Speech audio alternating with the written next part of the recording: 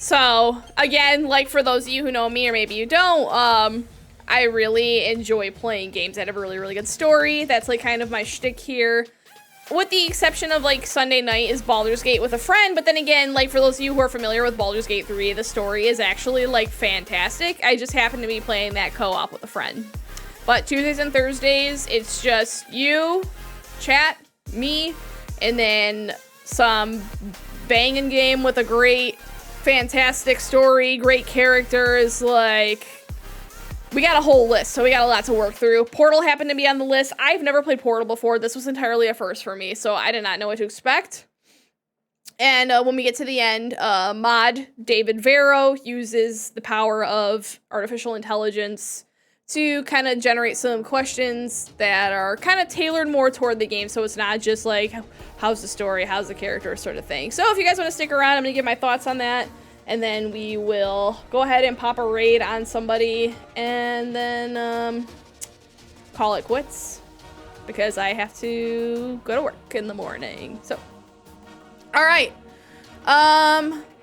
Portal 1. So first Portal. Questionnaire. Question number 1. Atmosphere and environment. How did the game's minimalist, sterile environment impact my emotions? When I was looking at the game and I was looking, especially like the first few levels, it makes me think a lot about games where they kind of put you in like a sterile, like kind of training environment of a sort. So like if any of you guys are familiar with like Cyberpunk 2077, right? When you first load into like the training modules, it's very similar to that, where it's like you're like in a contained space, or like Helldivers when you're doing your first training session. Like it's all contained, like boxed in, you're doing certain tasks, and that kind of really lulled me into like a false sense of security, because like even when like the environment was getting a little dangerous with like the pellets and like the bad water, the like evil colorful water, I didn't think anything bad was really gonna happen. I did not expect to like go to war with the machine, like I'll be honest.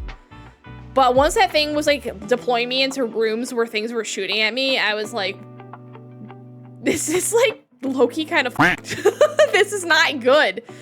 So that's how I kind of figured out at that point, like, oh, everything about this is not as it seems. But definitely initially kind of fell for everything just kind of being like, oh, this just seems like I'm playing like some kind of like point and click training simulator sort of game. And then on that same topic of atmosphere and environment, did the absence of human characters affect my perception of the world within the game? Why or why not? Again, like, especially initially, like I said, I got the sense that, like, I thought it was like one of those training levels in a game, so I didn't think too much of it. Especially because I was seeing observation bays where there were obviously chairs, so there were obviously people there at some point. It's pretty obvious the computer, though, is running the whole show, right? So who knows what happened to the people that were running it. Makes me wonder. And then I wonder who our little wall writing friend is. Like, I'm really curious to know. There might have been an answer and I just blew past for all I know. Number 2, puzzle mechanics. Which puzzles challenged me the most? How did I feel when I finally solved them? I think I was catching on to it after a while, but initially... Okay, that one, the one with the platforms, and then you had to, like, try and land the jump, so you were constantly cycling through, so I was making it harder than myself. I think I was making it harder for myself by trying to go back to the first platform when, like, if my aim had been even better, I probably could have been able to go from platform to platform to platform. And it felt good when I finally solved it. Oh, and then, like, when the things were shooting at me, like, that gave me so much panic. I don't know if those are considered puzzles or just a situation, but I didn't appreciate that situation. The portal mechanics make me think differently about the space. Like I said, like, have any of you guys ever read the book Ender's Game? I never saw the movie. I read the book. I've read it quite a few times because I really enjoy, not all the time, but I do enjoy the occasional, like, sci-fi.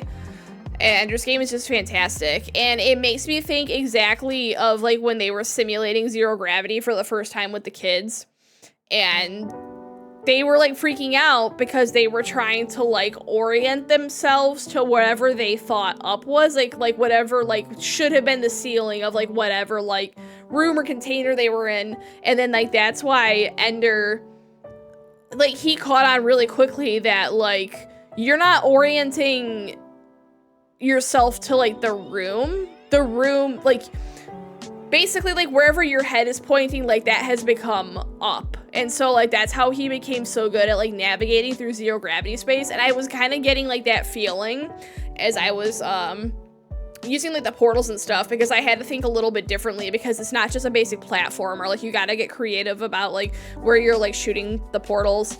And I was really glad too once I was able to have both portals, because like only trying to use one or having it like run for me was like annoying and frustrating when I figured out what I had to do, because I had to kind of wait for stuff to like set in place. Yeah, so that's what it made me think of. Soundtrack. Did I enjoy the music and atmosphere during the game? Okay,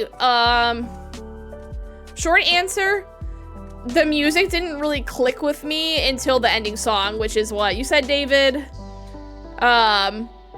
The ending song was adorable. That was so cute. And I was too busy like vibing and just being like, oh my god, we survived that. So like I would have to go back and listen to the lyrics again. But that was very cute, very clever. Like hands to whoever like created this game. Very fun. Atmosphere, I like how it progressively got creepier as you went along. Like I said, definitely had like a, oh, this is like a training level to begin with, and then it was just becoming more and more sinister and malicious as things went along. Let's see, narrative and mystery, number 4. Were you curious about the backstory of Aperture Science and Shell's situation? Shell? Was I theorizing during the game? Honestly, like, now we're getting into lore stuff. I was focusing so much on playing the game. Thank you for sharing the song, David, in our Discord. I think I was so focused on just trying to get through each level. I didn't give a lot of stuff. I didn't give stuff much thought. So I'm really curious again to see what Portal 2 brings to the table, story and lore wise. And then if I have any questions, I'll use the internet to like look stuff up, because I am curious, but I don't want spoilers. How did the game's gradual revelation of information affect my engagement? Definitely increased. I don't know about engagement. I definitely could feel myself becoming progressively more and more like stressed and anxious to escape. I genuinely thought that someone was gonna be like tracking us down. So like during that initial escape portion where you're kind of running through like the back parts of the building, I was kind of rushing. I was moving, like I was making progress. I did have to stop a couple times, but I was rushing because I dead ass thought that there was gonna be some kind of monster or like person coming to arrest us. So the fact that we didn't see any people makes me wonder if there was actually anyone there to like apprehend us. Like, I don't think so. I think the machine was lying. It's interesting to think about it after the fact. Emotional attachment, number 5. How did I feel about the companion cube as an inanimate object? Did I develop any emotional connection to it during the game?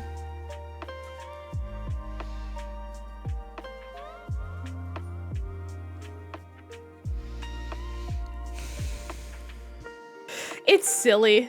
It's cute. They put little hearts on it. I was hoping that we could cheese a way to save it, because like I wasn't sure if it was like an actual thing. It was kind of like, oh no, like, excuse me, wow, burping into the microphone. Mark that down, David Barrow. I didn't think too much of it, like, if I'm being completely honest. Like I said, it's cute. They definitely were trying to make you feel bad about it. I didn't care. Y'all, we just came off of a game where they killed your fucking horse at the end of Act 2. Spoiler alerts. Sorry. You should have been there. Ghost of Tsushima was fantastic. I don't know how I can go from being absolutely fucking heartbroken about my horse being dead and then having like this cube that didn't actually like, the only thing it really did was like save us from like a couple pellets. So, and like helped us like trigger a couple platforms. Maybe, you know, maybe I'll wake up at some point like this evening and like it'll hit me, you know, that I'm wrong. And like maybe I'll sit up and like screaming like in bed or something. You guys, it's like the hats all over again. I was surprised. Yeah, so was I surprised by the game's treatment of the companion cube as a character? I didn't realize it was gonna try to make me feel bad about it. I didn't realize that they were really, and then like the longer you waited, like the more and more it had to say. I really wonder what would have happened if we had just sat there and just let it cook, you know? It makes me almost want to like just sit there for however long I can and just see, but I probably can go on YouTube and find that right. So no need for me to do that.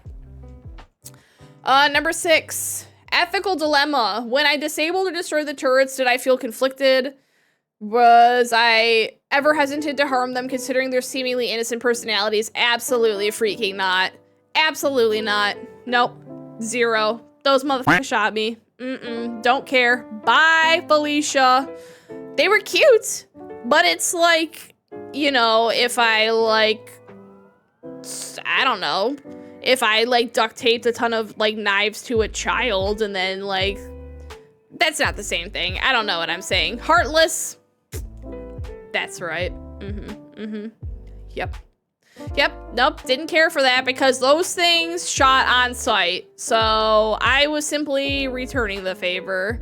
And they weren't mad at me anyways, so who cares? Who cares? They weren't mad at me. They accepted it.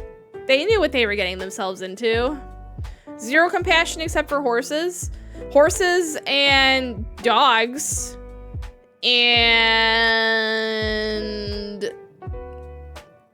friendship. I have the power of God and anime on my side! Wait. Hello, you guys have seen me cry. I didn't cry for the horse. I was close for crying for the horse. Y'all saw me cry at the end of Final Fantasy VI. Y'all saw me cry at the end of Chrono Trigger. Like, there's compassion in here. You just gotta like, you gotta break through the crusty surface to get to the gooey inside. Why did I value my own survival over the lives of these AI constructs? Because I physically couldn't finish the game unless I killed the little robots or turn them around, I guess. But just knocking them over like made them stop working. So that seemed like a safer option. What are your thoughts on GLaDOS as an antagonist? Did her humor and passive-aggressive comments enhance or detract from my experience? Oh, enhance. Enhance for sure. I love that. That was fantastic. I love that. I love that it had a personality. It definitely was like kind of silly when I was trying to escape. It was like, you're going the wrong way. And it's like, well, no, I'm not. I loved it. And if I get even more of that in Portal 2, like, yes, please. As far as like AI like characters or stuff is concerned, like for any of you guys who are like a fan of the Halo series, especially the first 4, I'm gonna pretend that Halo 5 doesn't exist because what the freak. But if you guys know the character Cortana, she's AI, but she's like super intelligent and she's witty and fantastic and like one of my favorite companion characters ever in a video game. Those are the questions, you guys. I hope you like that. I hope you like the engagement and my thoughts. Like I said, pretty much every time we roll credits on a game, we try to do something. We try to do something along these lines.